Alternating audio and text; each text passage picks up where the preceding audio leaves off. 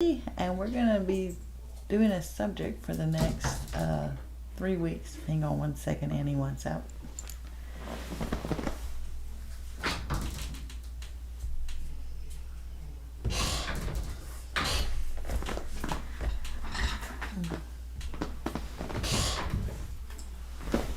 So sorry, that's what happens when you go live. But anyway, and it's going to be about domestic violence or spousal abuse. I mean, for a long time there wasn't such a thing, but now we are able to say that there is such a thing legally. And we'll go over that too. But today I'm going to mostly talk about the different types, because some people don't realize that it's not just physical.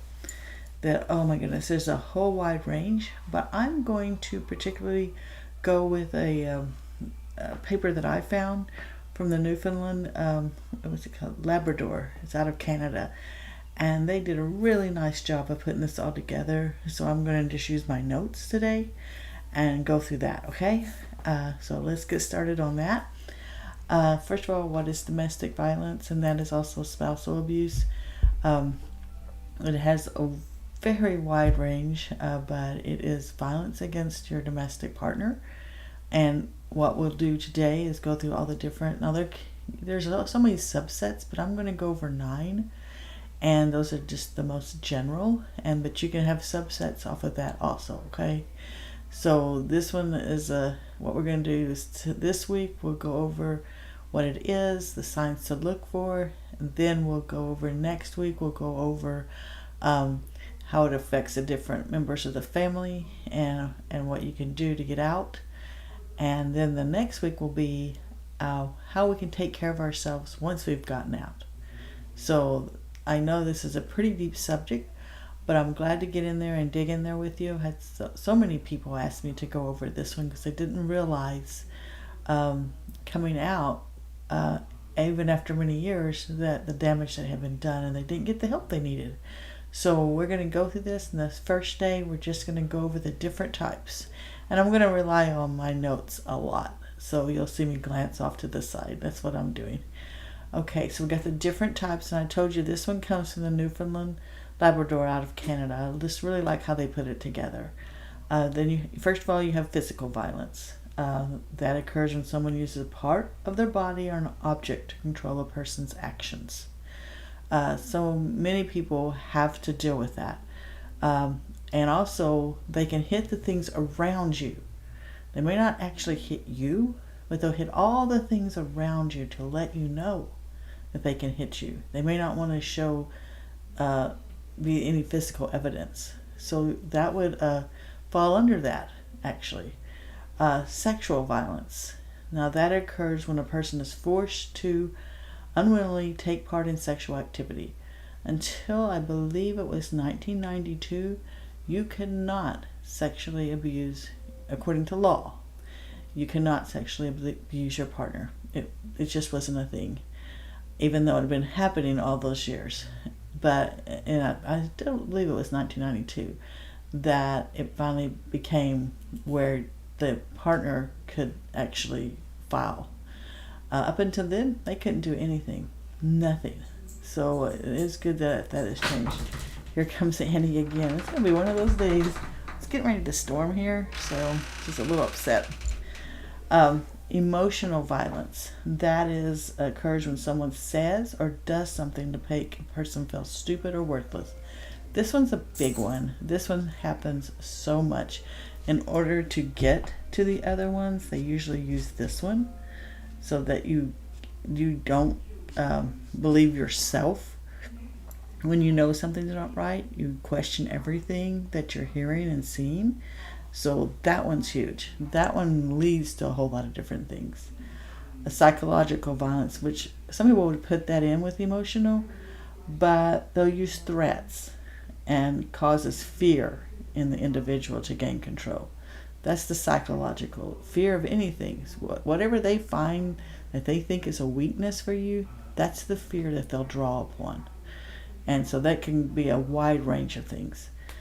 Spiritual violence, actually, and that occurs when someone uses an individual's spiritual beliefs to manipulate, dominate, or control that person. This one's huge. This one was used a lot in the church that we were in. We were specifically told that we had to provide sexual relations to our husband at any time. There was no recourse. That is abuse. So coming out of that and having to get all that untrained is a big thing. Then you have the cultural, which can also bring in the religion also, but also cultural. And that occurs when an individual is harmed as a result of the practices of that culture. But it can also be a religious tradition too. And here's a big one. And this is the one that I've seen in public before, and I will be honest with you, I've stopped it right there, knowing in the back of my head it's probably going to be worse when that person gets home. But that the person that's doing it needs to know that it's not acceptable. Verbal abuse occurs when someone uses language, whether spoken or written, to cause harm to an individual. And to do it in public just only lets you know how bad it is in private. Financial abuse. Like I said before, this one was a big one for me. Financial abuse occurs when someone controls an individual's finances, resources without the person's consent, or misuses those resources. When you don't have when you don't feel like you're safe, when you know that your home can be taken away at any time, maybe you want to have food at any time, only because the other person gets to decide those things, is a very scary place to be. And it's why a lot of people can't stay gone. They have to come back. If they do not have a support system once they get out, they will inevitably usually come back. And we'll go over more of that later. And there's also neglect, actual neglect, where the person, let's say somebody got sick and the other person was supposed to be taking care of them, they did not. It happens a lot to women. And that was a big scary thing for me too. What would happen if I got sick? So these are all the different types. And but I did want to go over those for you because we need to know what we're dealing with and what I'm talking about with regards to how you can help yourself get out of that situation and how you can take care of yourself once you gotten out. Because it's going to be a little bit, there's different for each one of them. There's going to be a lot that overlap, but there will be a little bit different. And I'm actually working on a guide for this as a really nice thing for you to have and for you to give to others.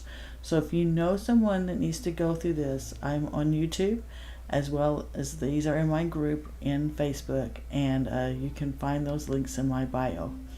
So I hope you have a great day. I know this is a week that's going to be a little bit hard for me, and I'm glad I'm taking it in little bite sizes. And if you have any questions, be sure to get a hold of me and I'll be glad to answer them.